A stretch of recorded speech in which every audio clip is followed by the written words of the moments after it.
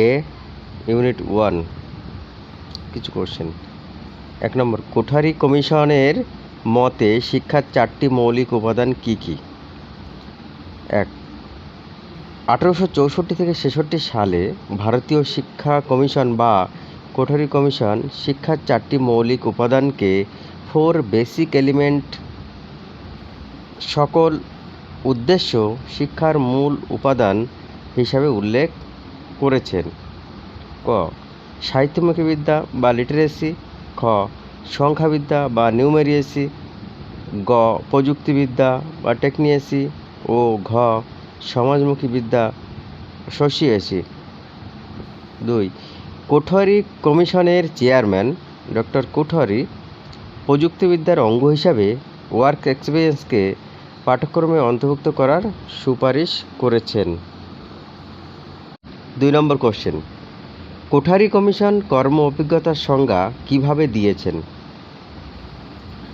বিদ্যালয়ে, গৃহে অথবা কর্মশালায়, শস্যক্ষেত্রে, কারখানায়, যে কোনো উৎপাদন পরিস্থিতিতে অর্থাৎ পরিবেশে কোনো উৎপাদনমুখী কাজে অংশগ্রহণটাই কর্ম অভিজ্ঞতা বলে কোঠারি কমিশন গুরুত্ব দিয়েছেন। 3 নম্বর, শুধু কাজের অভিজ্ঞতা বা কাউকে কাজ করতে দেখাই কর্মশিক্ষা নয়। কর্ম অভিজ্ঞতা কর্মশিক্ষার একটি মাধ্যম, একথা তাৎপর্য কী? বাস্তব পরিবেশে শ্রমজীবীদের সাহচর্যে উৎপাদনমূলক কাজের মাধ্যমে যে অভিজ্ঞতা অর্জিত হয় তাকে বলা হয় কর্ম অভিজ্ঞতা।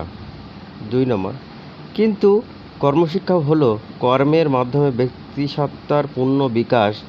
কাজের অভিজ্ঞতার ও পটুত্বের মধ্য দিয়ে শিক্ষা লাভ করলে তবেই তা পূর্ণতাপ্রাপ্ত হয়। 4 নম্বর কোশ্চেন, আপনি যেভাবে কর্মশিক্ষা বুঝেছেন তা লিখুন।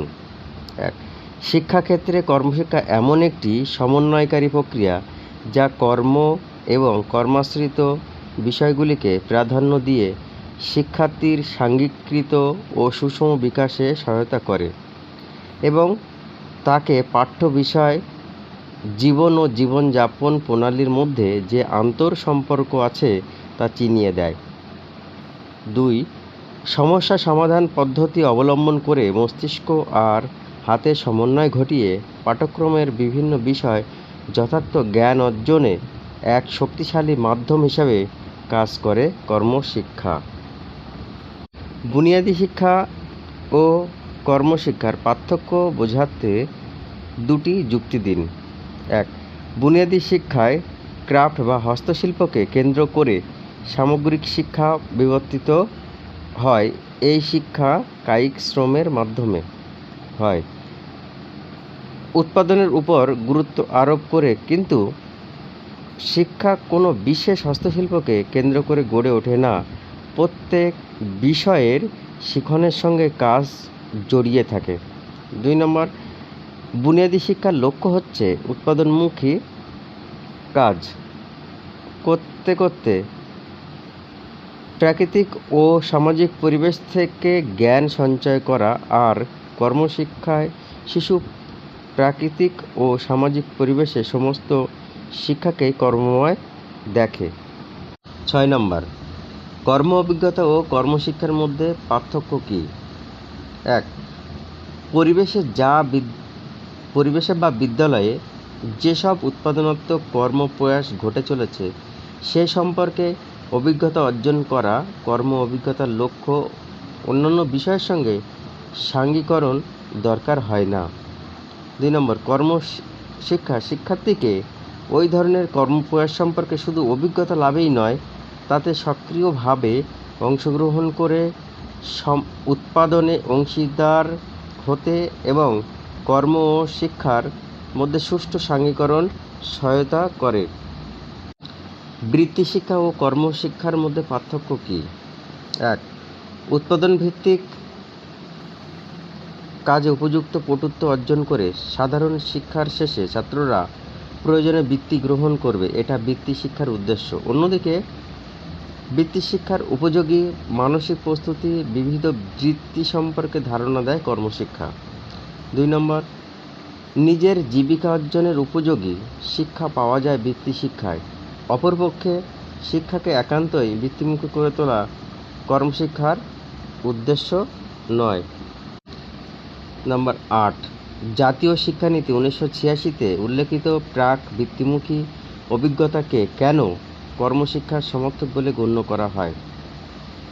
কর্ম অভিজ্ঞতার যে সমস্ত উপাদান উদ্দেশ্যমূলক ও অর্থপূর্ণ অথবা সমাজের প্রয়োজনীয় সামগ্রী বা পরিষেবা হিসাবে স্বীকৃত, সেগুলিকে সুসংগঠিত কর্মসূচির মাধ্যমে প্রয়োগ করতে হবে। 2, ফলে মাধ্যমিক স্তরে উন্নত বৃত্তিমূলক কোর্স নির্বাচনের সুযোগ তৈরি হবে। 9 নম্বর কোশ্চেন, কর্মশিক্ষা নিছক একটি পাঠ্য বিষয়, সাবজেক্ট নয়। এটি এক বিশেষ মনোভঙ্গি, অ্যাটিটিউড, একটি পথনির্দেশ, অ্যাপ্রোচ, একটি জীবন দর্শন, এ ওয়ে অফ লাইফ। এই মন্তব্যটির সমর্থনে যুক্তি দিন। 1, বাংলা, ইতিহাস, অঙ্ক, ভৌতবিজ্ঞান ইত্যাদি বিষয়ে নিজের পাঠ্যসূচির পরিধির মধ্যে শুধু জ্ঞান অর্জনমূলক প্রয়োজনীয় তথ্যগুলি শিক্ষার্থীদের কাছে উপস্থাপিত করেন। শিক্ষক শিক্ষার্থীদের কাছে উপস্থাপিত করে।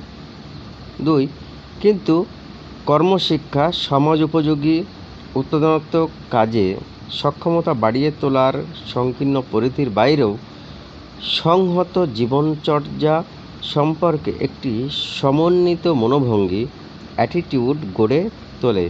তাই কর্মশিক্ষা হলো আমার কাছে একটি পথনির্দেশ, অ্যাপ্রোচ বা জীবন দর্শন।